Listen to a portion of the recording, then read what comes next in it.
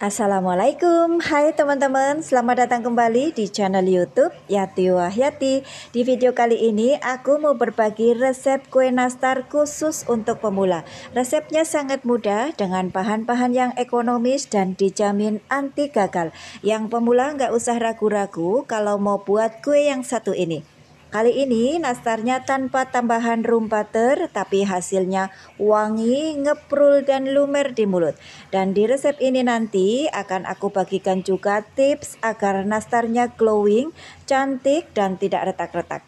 Bagaimana resep dan cara membuatnya serta bahan-bahan apa saja yang digunakan? Ikuti videonya sampai selesai, simak langkah demi langkahnya ya. Dan untuk teman-teman yang suka dengan video ini, jangan lupa untuk like, komen, dan subscribe. Untuk teman-teman yang belum subscribe ya. Dan sekarang yuk langsung saja kita buat sama-sama. Oke, langkah pertama di sini saya pakai 2 bungkus margarin Royal Palmia. Untuk resep kue nastar kali ini aku nggak pakai tambahan room butter lagi ya, karena di komposisi margarin Royal Palmia ini sudah plus tambahan butter. Aku sudah sering pakai ini meskipun tanpa room butter, ini hasilnya dijamin wangi dan enak banget. 100 gram gula halus, kita ayak seperti biasa untuk memastikan gulanya tidak bergumpal.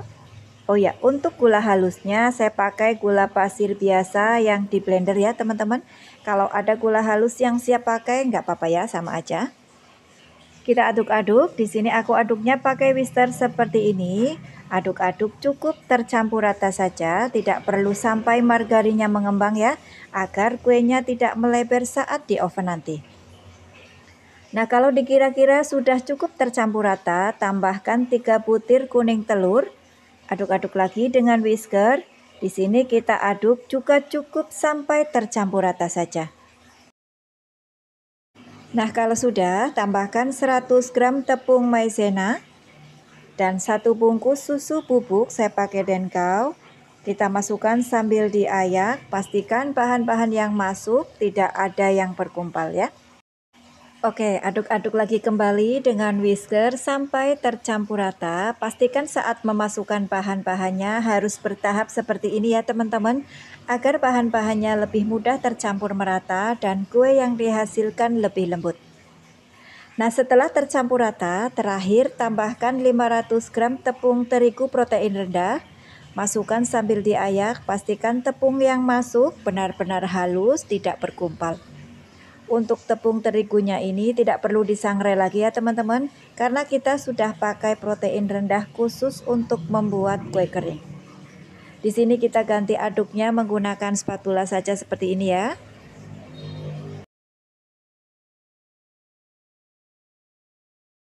Kemudian untuk memastikan adonannya benar-benar tercampur rata, kita uleni saja dengan tangan.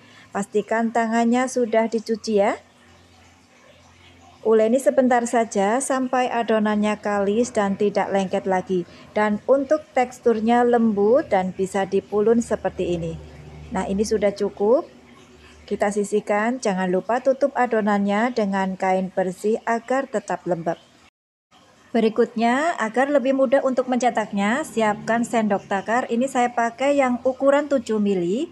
Ambil adonannya, kita takar 1 sendok peres seperti ini agar ukurannya sama rata. Atau teman-teman bisa timbang satu persatu dengan berat 7 gram setiap bulatannya. Kita takar-takar terlebih dahulu seperti di video agar prosesnya lebih mudah dan cepat. Nah, ini sudah selesai kita takar semua, lanjut akan kita cetak ya. Sebelumnya di sini sudah aku siapkan selai nanas yang sudah dibulat-bulatkan kurang lebih sekitar 3 gram. Untuk resep selai nanas sudah pernah aku post di video sebelumnya ya. Kemudian siapkan juga loyang, jangan lupa loyangnya diolesi dengan margarin tipis-tipis. Kita ambil satu adonannya, bulat-bulatkan secukupnya saja, kemudian pipihkan. Nah, setelah pipih, letakkan selai nanas di atasnya. Lalu tutup selai nanasnya dengan adonan, rapat-rapatkan, pastikan benar-benar rapat ya. Kemudian bulat-bulatkan. Satu tips untuk teman-teman, bulat-bulatkan nastarnya sampai benar-benar mulus ya, agar hasil kuenya nanti tidak pecah-pecah atau retak saat di oven. Cetak dan bulat-bulatkan ke semua kue sampai semuanya selesai.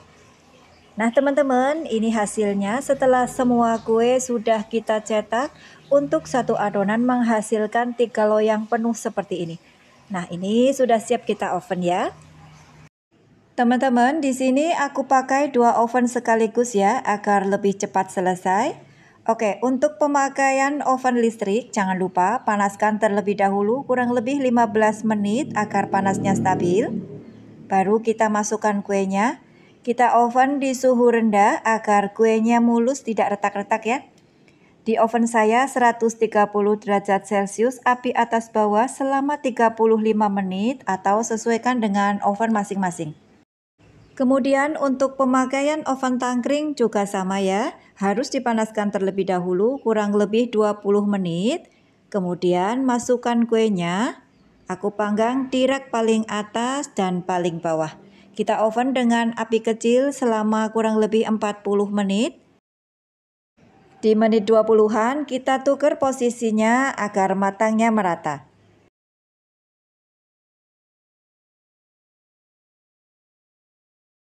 Kita kembali ke oven listrik ya teman-teman. Nah ini setelah 35 menit kuenya kita oven. Nah ini sudah matang. Keluarkan kuenya kemudian sisihkan. Untuk kue yang di oven tangkring juga sama ya teman-teman. Setelah 40 menit angkat dan sisihkan.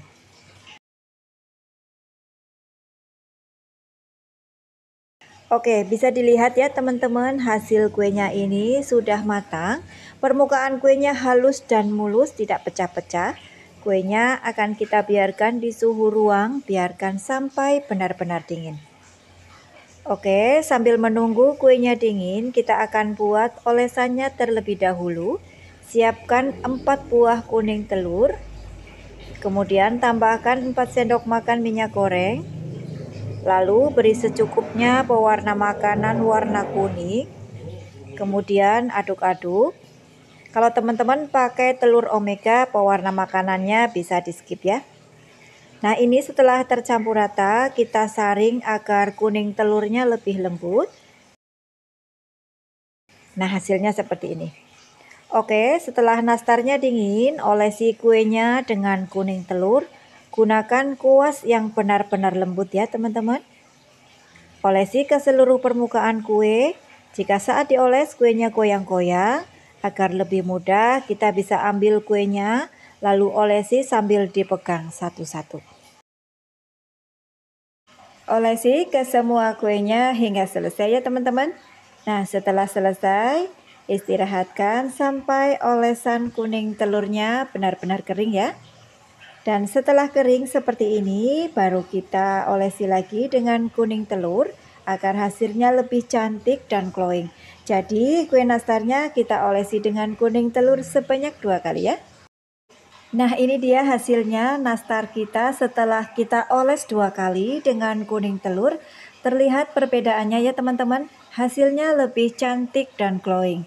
Dan ini akan kita oven lagi untuk mematangkan kuning telurnya dan agar kuenya lebih tanak. Kita panaskan lagi ovennya kurang lebih 15 menit.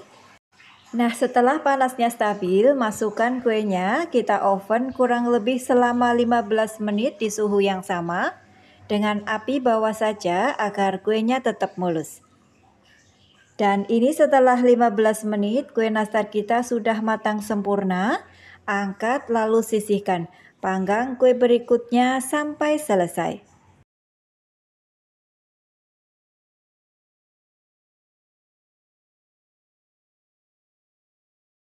Nah seperti ini hasilnya kue nastar kita teman-teman.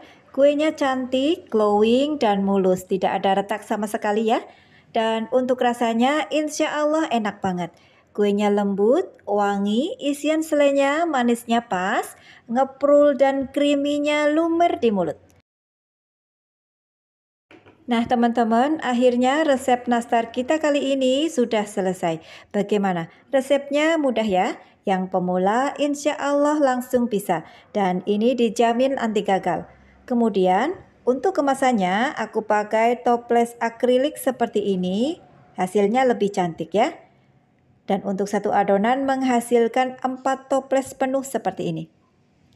Nah teman-teman, terima kasih sudah melihat videonya hingga akhir. Semoga resepnya bermanfaat ya. Selamat mencoba. Wassalamualaikum warahmatullahi wabarakatuh. Dadah.